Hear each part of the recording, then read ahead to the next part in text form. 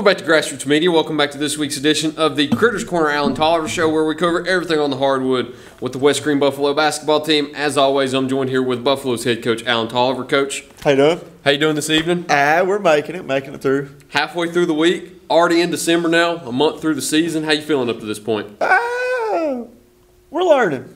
We're growing. I knew it would be a growing process, and I didn't expect to have everything figured out before Christmas, but it's like we take 3 steps forward and then we take 7 steps back.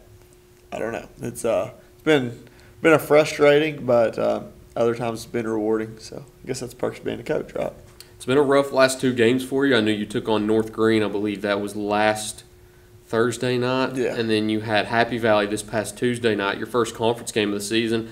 Both ended up resulting in losses. Go ahead and take me through both of those nights. I know the North Green one was here at home, and then the Happy Valley one, your first district game, being on the road too. Go ahead and take me through both nights and take me through the experience in both games. Yeah, no, North Green game, we came out, had a pretty good little game plan to start with.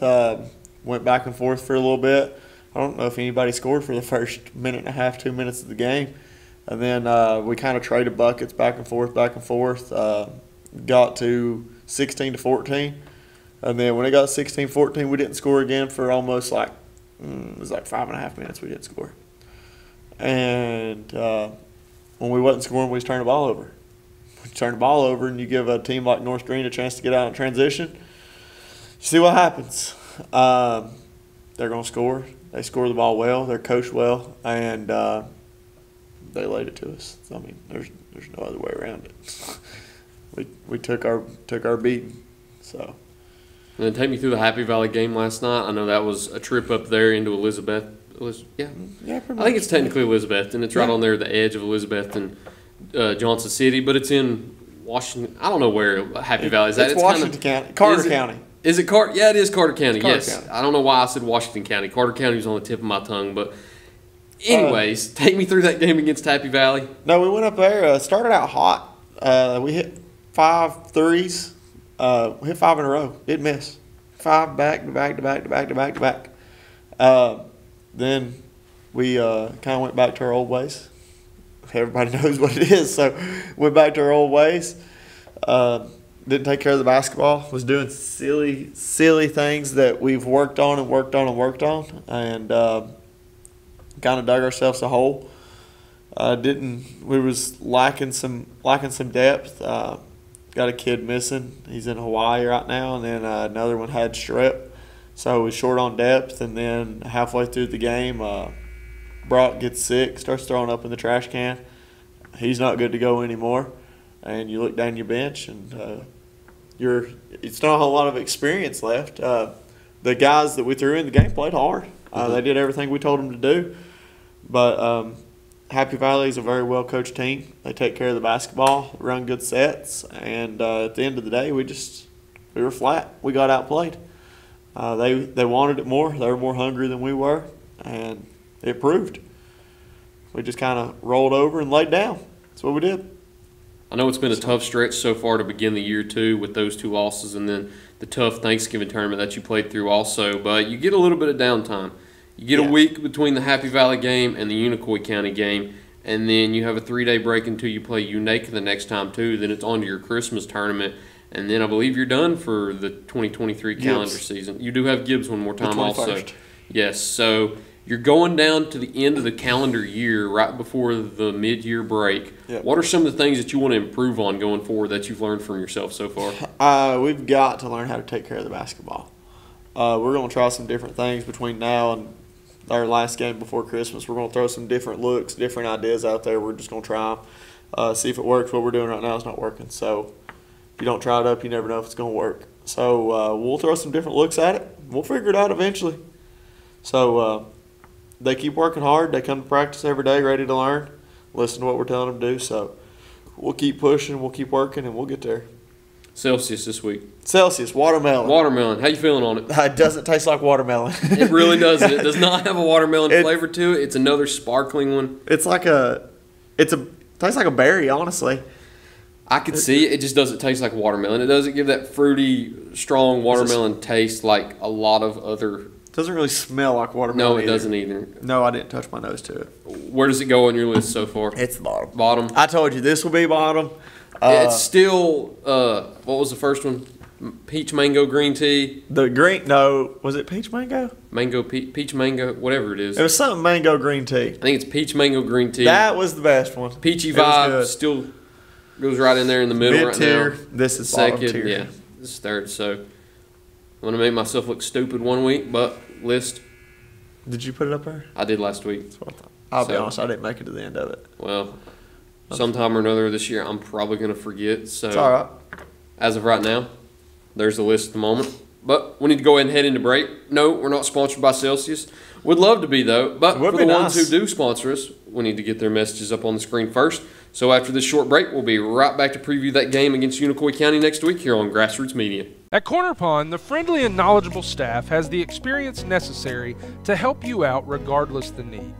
Have an item of value you'd like to pawn or sell? Corner Pond can help. They pawn numerous items of value, including firearms, tools, ammunition, silver, coins, and much more.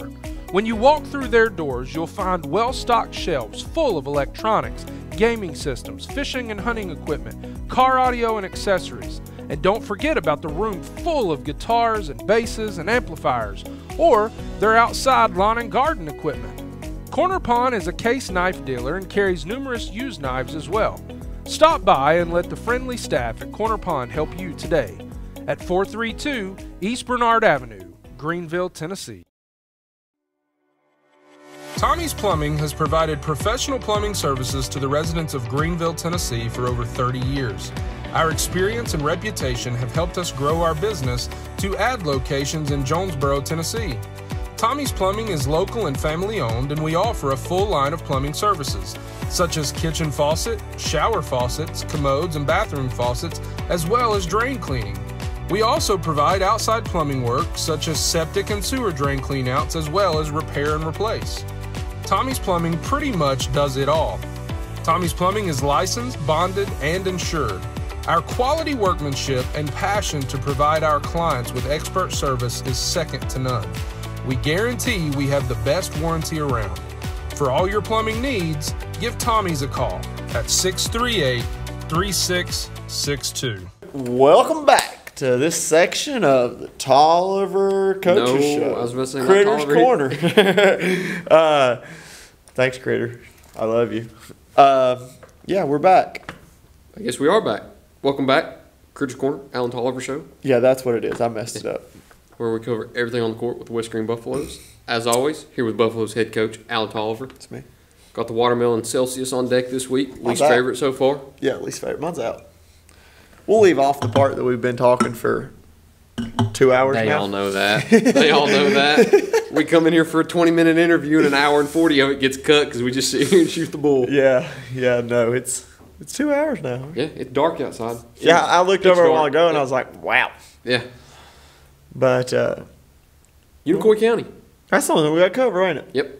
Unicoi. Got a little bit of a break now. Yeah, we're slowing down. We went from 3 games a week to 1. Yep. You had a game on Tuesday this week. That's it. And then you go a full week break until next Tuesday, and then you have the one against Unaka on Friday. We won't get to that just yet, but then we'll start our Christmas tournament the 16th. Yeah, between I think a 12-day period, you only have 3 games. That's good. Get some rest in us. Get some rest. I got a lot of sick kids. Got a lot of things to work on too after the last few games, so you get that time in between to work on some of those things. But Unicoi County, great program they've got going on up there. Oh yeah, made it to the state tournament last year in Class 3A. Conference champions. They're bringing back a great staff this year too. What do you expect whenever you play the Blue Devils here at home? You know they're going to get up and pressure you. They're going to get up in your grill. They're going to play quick. They're going to get downhill and kick the 3, or they're going to get downhill and shoot layups. It's just the way they're going to play it. They got those 2 kids from Science Hill, the Cutlet kids, and their dad. So they added some to their to the team there. But you know they're going to be physical. They're going to pick you up full court. They're going to do a little bit of run and jump at you. And we take care of the basketball, I think we'll be all right. People run that run and jump, and you take care of it and get it in the middle. A lot of times you can get backside layups, but we've got to get it to the middle. We've got to keep it off sideline. And we take care of the basketball, I think we'll be okay. But we're going to practice the rest of this week. Monday, we're going to practice. band concert on Monday. Y'all come watch that. We'll play Unicoi on Tuesday. Unicoi is one of those teams that I think prepares you a lot going forward too, because it's one of the better teams you'll play throughout the year. Yeah, for sure. Maybe the best. We don't know. It's too early in the season. You can't really tell that. But as far as your home and away schedules, it's definitely one of the better teams that Definitely you're one going of to the play that tougher you're scheduled. ones. Yes, and that's going to prepare you outside going of conference. forward. Yeah, definitely one of the tougher ones outside of conference. So I anxious to see how it looks. Can't say that we ain't got practice and preparation time for it, because we're going to have plenty of time to practice and prep for it. So ready to just get in here and get after it, and we'll finish out this week strong, practice on Monday, and then we'll play them on Tuesday. Not much else we can talk about with basketball. Let's go to football a little bit. Football, what's up? Everybody knows, into these interviews, we got to talk about a little bit of college sports. Yeah, Florida State got snubbed. They got hosed. Yeah, they got snubbed. We talked about it a little bit too. I had that slight feeling the SEC was going to get a nod. I couldn't see a playoff without an SEC team. I just couldn't imagine it happening. And I knew as soon as Bama won and I saw the way Florida State played, then Florida State played it with their third-string quarterback. Yeah, and they still won by 10, and they still got left out. Yeah, and nobody talks about how good their defense is. Yeah, that's a very good defense. Nobody that talks alone, about that. I thought, was going to get them into the playoffs. And I thought it should have. I don't know. Bama sneaks by with a miracle win against Auburn. But then everybody wants to talk about Florida State's wins. Bama was fully healthy. They go in to an Auburn team that just got drilled by New Mexico State by 30, and they barely win that game. But Florida State goes undefeated, wins their conference. Played LSU first game of the season, held them to 24, and look at that now. That's crazy to think about. Look at that offense, number one offense in the nation. Got the Heisman winner on it. The Boletnikoff Award. Should be winner. Yes. Should be winner. They got the leading receptionist, leaders in touchdowns, leader in reception yards. They beat them by 3 touchdowns. Yeah. So how Jordan Travis? Same thing with Hendon Hooker last year. Same thing, except the only difference is Florida State never lost without their quarterback. So I don't know. I don't think they should have got left out. I don't either. I don't think Bama should have got left out. Yeah, Bama. I don't see it. I don't know. But honestly, it could be one of these situations like Auburn 10 years ago, where Auburn has the kick six and the Hail Mary against Georgia. What was it? The Miracle at Jordan-Hare is the name of it. And they make it to the championship game against Florida State. Could be the same this year. Alabama wins on a miracle 4th and goal from the 31 situation. And that could be the play that we talk about in the future, because looking at it, Bama has the team to make it to the championship game. Yeah. It's a much improved team than we saw earlier this year play against Texas and USF. Yeah, for sure. But nobody wants to talk about those games. Nobody does. Nope. But they want to talk about Florida State. And I'm an SEC guy. I'm just being honest. I don't agree with it. You go look at Ohio State. I got nervous. They went with their third-string quarterback, and they still got in the playoffs and won it. So They won the championship with theirs, yeah. Yeah, so, I just don't agree with it. I don't either. I don't get paid enough money to talk about that on TV, so. I don't get money. I don't get paid money to talk about it. It's fun too anyway. But, no, I don't think Bama should be in. I don't either. I'm a Texas fan, and at one point, I was nervous that they weren't getting in. Yeah. Because I didn't know how the committee was going to treat Georgia. You win 29 games in a row, longest win streak in 10 years, 9 years, something like that, since Florida State with Jameis Winston. Yep. Non-conference champions, but it's a scenario year where you have all these conference champions at the top. Do they squeeze Georgia in? Do they leave them out? Do they screw both Texas and Florida State? That's tough there. Just think about it. If Washington ended up losing to Oregon, Georgia and Bama would probably both be in at that point. But this is probably the biggest. This would be the best year for a 12-team playoff. Yes. This would be the best year. This was probably even though the LSU snuck in at 13, they wouldn't have made it. But man, they still got the Heisman winner. Who would have been the first team out? LSU. Somebody else, because you have that non-Power 5, the top team from the non-Power 5 gets in. Liberty? Liberty would be in, but who would be the first one left out? It'd be who's 12th. Is that Oklahoma? Oklahoma might have been the first one left out. What's Ole Miss? 11? Are they I 11? think they are. So Oklahoma's 12. Good, Oklahoma. Yeah, that's good. That's good. But no, who's your pick? Before you say yours, I'll go ahead and tell you my pick. Michigan beats Bama. Texas beats Washington.